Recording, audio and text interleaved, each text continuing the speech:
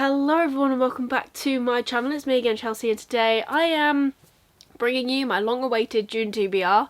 I am taking part in ClearUrSht 0.5. So ClearUrSht is a readathon.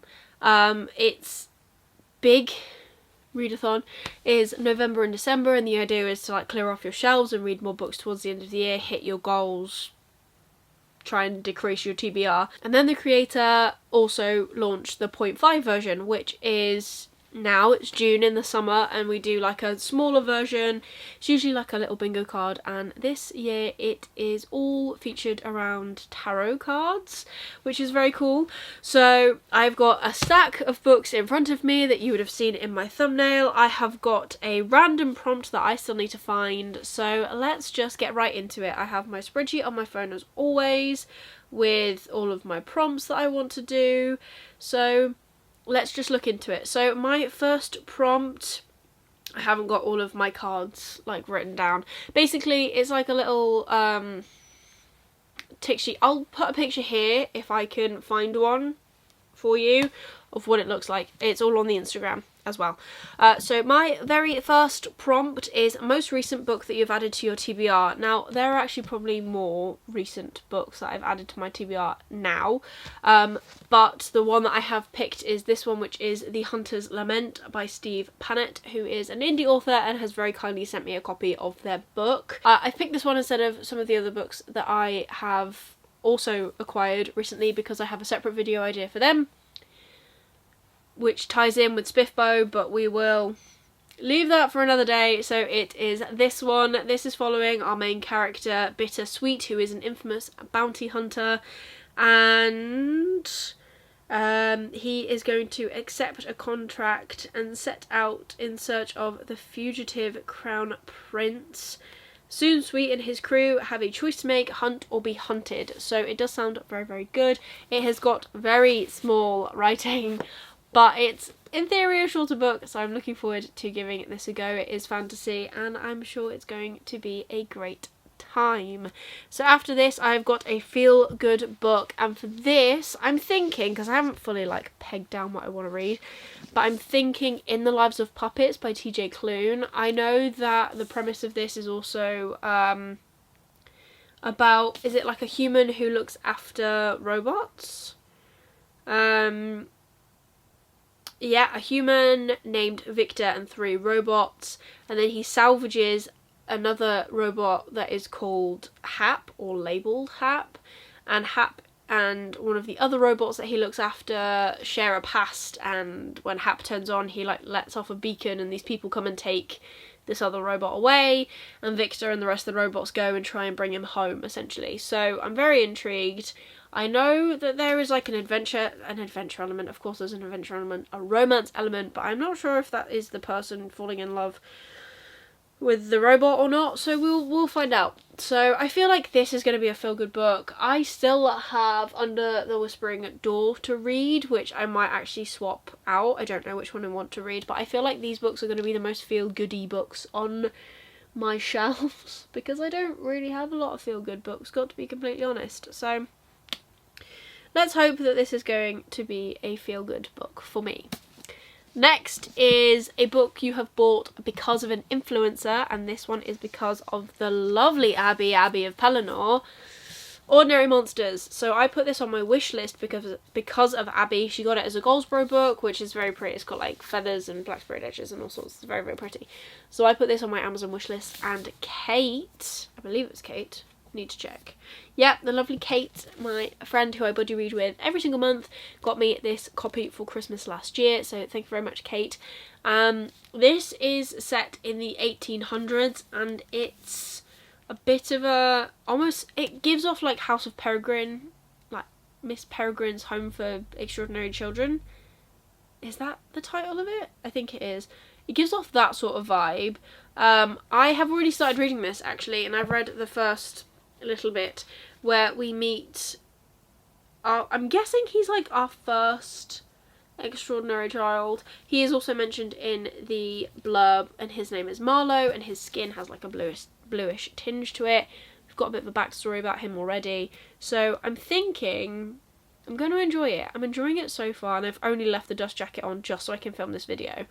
But I'm hoping I enjoy this because it's a very big book and I need to read it. So that is my one bought because of an influencer. The next prompt is Standalone, and I believe this is a standalone. I'm not 100% sure, but I'm hoping it is, and that is The Whispering Dark by Kelly Andrew. So I'm listening to this audibly from Scribd, because funnily enough, Scribd has so many of my book box battle books on it, which is fantastic. This is a stunning edition. Who is this by? Is it Fairy Loom? Illumicrate. It's my stunning Illumicrate edition. So in this we're following our main character Delaney even, and Delaney is deaf, and I believe she became deaf through like a tragic accident, and we're following her and this other character called Colton, and Colton has been given one rule to stay away from Delaney because he knows her, but I don't feel like Delaney knows who he is just yet. We'll see. And then yeah, after a fellow student turns up dead, Delaney and Colton are forced to form a tenuous alliance, plummeting down a rabbit hole of deeply buried university secrets. They soon find themselves up against something old and nameless, an enemy that threatens to tear them apart and their forbidden partnership apart. Dun dun dun. So I am listening to this audibly already. I am like enjoying it. Very dark academia vibes. Not too sure how else I feel about it, but it is magical in the sense that the school that she goes to is essentially magical. Like, they're looking at like stepping through rifts in time and stuff, so that's pretty cool. I'm hoping I'm going to enjoy this because that would be really nice to do. And I'm also hoping it is a standalone because I'm not 1000% sure. But there is that prompt. Next, we have got gold, silver or bronze on the cover, and of course I have to fit in eldest, because this is it's all about fantasy. The book club me and Lisa host. The Twitter is always linked down below, make sure you check it out. The live show for this is actually on the 12th of June. So as you're watching this, make sure you, I think it's on Lisa's channel this month actually. Keep an eye out on the Twitter and we will announce the whole link and everything for the live show, and I'm very excited. So this is the sequel to Eragon. I have read this a few times, as you can tell by the battered version of this book. I think the pages are starting to come out as well. I've had this for a very long time. This book has moved with me more times than I can count. I'm not sure if I want to listen to it audibly because, as I said, from Eragon, the audiobook narrator really does my head in. I'm not a big fan. I feel like Saphira talks more in this book than she does in the last one. So we'll see about that. But that is my gold, silver or bronze. This is gold, I'd say, on the cover. Then we have got a book you have been putting off, and this is also a buddy read for me with the lovely Kate. The wheel that we put together at the start of the year has picked none other than The Ivory Key by Akshaya Raman. I also know that Abby of Pelennor loved this one too. This is the Illumicrate edition I got ages ago. I don't really know a lot about this book, and I'm probably not going to. I believe there are 4 POVs, or it talks about 4 people. So we'll see. Yeah, it looks like it's got multiple POVs in it. So we'll see how that happens. I believe it's like Middle Eastern vibes. I'm looking forward to it. The little hotkeys thing says it has magic, secrets, ciphers and sibling rivalry, and it contains some strong language. So from that I see no romance. So we'll see how I feel about that. And then the final book that I've already picked, because there is one prompt on here that says randomise, and we're going to do that in a minute, is an author you've read from before, and I have put Wild Court on my list for the moment. This is by Matthew Samuels. I've read Matthew Samuels before. I loved Small Places. He very kindly sent me a copy of that book, and he's very kindly sent me a copy of this one as well. And this one is about a secret organisation, I believe. A secret organisation is losing the battle to maintain the empathy levels that sustain our planet's barriers against the nightmare worlds. Meanwhile, a young aristocrat safeguards a terrible secret, sponsoring an archaeology graduate obsessed with biblical facts. An all-knowing orphan worshipped by a cult joins a textbook exemplar of toxic masculinity and an introverted librarian. Together with a retired demon hunter, they'll face the apocalypse. Matthew does a very good job of writing fantasy set in the real world, which I suppose is magical realism, but it's also kind of not. And I really enjoyed Small Places, so when he reached out and asked if I wanted a copy of this book to read and review, I said, of course, yes please. So I'm very excited to get to this. He's also an indie author. Check him out, check out his books. He has written a fair few things, actually. Have we got a list of things that he has written in this book? No, but his other book is also, he has another series, this is it, called Dusk. I haven't read that series yet, but I do plan to at some point. So that's a pretty big stack already, as you would have seen from the thumbnail, because those are all those books. Now, we are going to completely randomly pick a book. So, I've been thinking about how to do this, because I could do a wheel of some books I want to read, but I'm actually going to completely randomise this. So we are going to find a number generator. We are going to go 1 to 6 because I have 1, 2, 3, 4, 5 bookshelves, and then 6 is my book cart out there. So let me come forward a little bit, get all close and personal.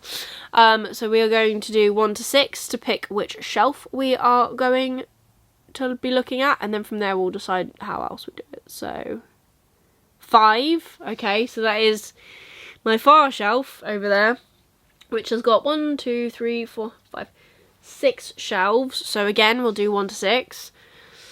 So let's refocus and generate. Oh, shelf 1. So that's right at the top. Yeah, we'll start at the top. Okay. And then we have, oh gosh. Problem with this shelf is that it's all series. Right. So 1, 2, 3, 4, 5, 6, 7, 8. Right, there's not 8 books, but there are 8 different series / standalones up there. So we're gonna put 8 because then it will pick which series we're going to be looking at. Because otherwise there's no point. 6? Okay. Let's have a look. So it picked 5. So it was Skyward first. I would show you, but it's messy over there. Skyward first, then it was Aurora Burning, then it was a new Brandon Sanderson book, then it was Renier, then it was this one. Wow. The City We Became, which is the sequel, which is the first book of this one, which is The World We Make. So this is the sequel to The City We Became, which follows, it's been a while, 4 or 5 people who all become different like boroughs of New York. The city comes alive and they're fighting these things that like have tentacles, which is quite cool. I thought it was going to be a standalone, but they have released a sequel to it, so apparently we're going to be trying to read this month, which will be good because that means I finished a duology, and we are all about finishing series here, which I'm trying to do, but it's just not going as well as I'd like to think it is. But yeah, so there you go. There is the final book to the pile. It's still a pretty hefty pile, I have to be completely honest. But there you go. That is everything for this TBR. Do you think I can do it? I'm not sure, if I'm completely honest, but if you did enjoy this video, please give it a thumbs up. It really supports me and my channel. Leave me a comment down below whether you think I can do this or not. If you want to just leave me an emoji, leave me, oh, I don't even know, any emoji that springs to mind when you think of June, use that one. If you want to see more of me, please consider subscribing down below and ring that notification bell to get notified every single time I upload new videos. I try and upload every Wednesday and Sunday, so be sure to stick around for more bookish content from me. But otherwise, that's everything for today's video. I hope you're having an amazing day, and I'll see you soon in the next one. Bye.